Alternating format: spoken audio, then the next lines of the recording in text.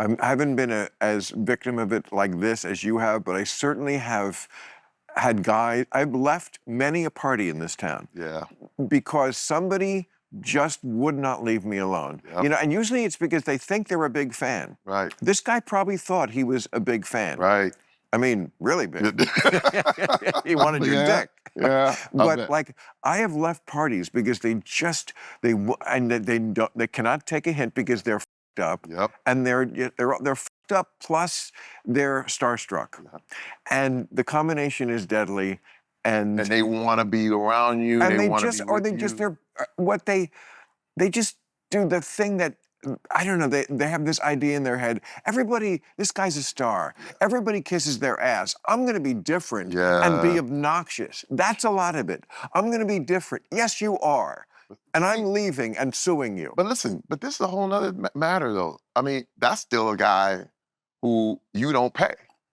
Like, that's not your employee doing that. Right, you're correct, right. Imagine, I'm like, hey, man, get the fuck out. And he grabs me again. Right. I'm like, all right, now we have a problem. Now we have a major, major problem. Well, he's lucky you didn't knock his teeth out. See, this is You're the thing, a big man. guy. You got to understand. But then it would have been, you were smart not to. See, this is what I said. And this is what I told everyone. And this is what Bill, would you have believed me if I would have knocked every tooth out of his mouth? Would you have believed me? If we had talk like this, definitely. But the story the next day. That's why people have to come here.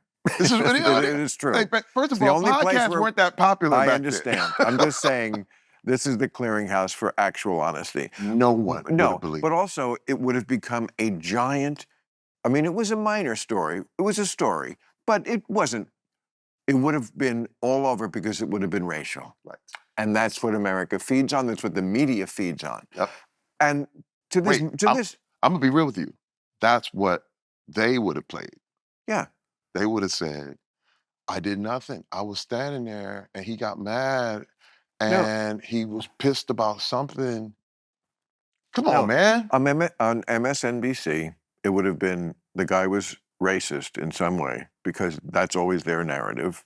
Sometimes it's true, and it could be true here. There could be a racial element into it. I mean, you can't ignore the fact that, like you said, you're the only black guy, but you're also probably the best looking guy of any, and the best in shape guy, and the sort of like, you know, there are other things that it could be. He was definitely turned on. We know that for a fact. Okay.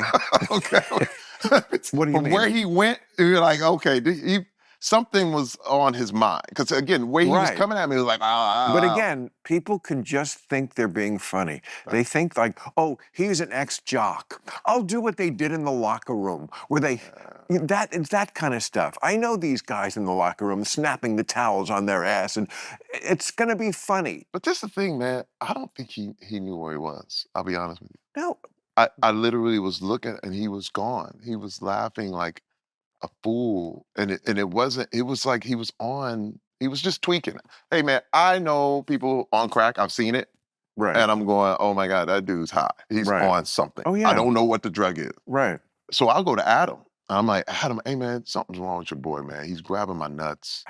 I said, you got to get him, or he's gonna get killed. Right. I said, literally. And he said, what? What's going on, Terry? What? Oh my God. And he's looking at him. He's like, yeah, he is fucked up. He sure is. But this is the thing, man. Sitting there for a couple minutes, like it started to change in my heart, like in my head, in my belly. Right. I was going, this is so fucked up right now. Like I started to get smaller and smaller. I don't know how to describe it, but it wasn't like the party continued. No, I feel you. You know what I mean? Because I was going, I felt the same thing. What the hell? Yeah. And then I'm going, because it started to come to me like. When you're uncomfortable in a public space, it's one thing being home and being uncomfortable in some way, but when you're a bunch of people, it's the worst. It's the worst. It's the worst. Because it's everything, plus they're all going to see it, and whatever it is. But this was the thing. Everybody saw it. Right. And everybody continued as if it didn't happen. And I was a little like, I don't like this. And then I wanted revenge. Now, in my head, I was like, I gotta fuck this dude up. In my head. That's when you called Will Smith. Yeah. Well, I've got a situation. I needed the power of will at that moment. Will, I've got a situation. What would be your recommendation here? Hey, man, look, can you handle this for me, please? First of all, I knew, and this is another thing, because I've been on that dark side. I have a massive temper. There were times when I would pick people up and slam them on their heads. And I've done this many, many times. And this is where Wow. I had my wife, we've been married 35 years as of end of July, okay? Oh my God. She told me years before this all happened, she made me promise, because this is after the police had come and after somebody was on the ground. And again, she's like, Terry, because I felt he had disrespected me and her and the whole thing, but this dude, he ended up on the ground. And she said, Terry, you're gonna end up dead. You're gonna end up in jail. And she was just pregnant with my son at the time, and he's now 19. He just left the house. He just went to college. Oh, but this was great. 20 years ago, and around 20 years ago. And she said, you have to promise me you will never get violent. She goes, we're gonna lose everything. This was a sit down. This was a talk. This was way before George Floyd. This was way before. She's like, dude, they won't stop. They will kill you. Because when she saw the police show up and point their guns right at me, Right. and this old white guy came out of the crowd and was like, oh no, he was messing with them first, and they believed him, but they didn't believe me and my wife. You know what I mean? On why I put this guy on the ground. Well, She said, you know what? She said, you're not gonna win. You're never gonna win this. And I promised. I made a promise to her. And everything in my head came back that night. And I said, oh my God, I'm gonna kill this dude. And she said, she looked at me, because she saw the whole thing, and I grabbed her hand, and I said, let's go. Now, I'm gonna tell you this, man. I was in the car. I remember pulled the car back up. I got in the car. I wanted to drive the car back through the club like Terminator. You know what I mean? Like, you know, God, it never stopped. You know, like my mind was still going. I couldn't.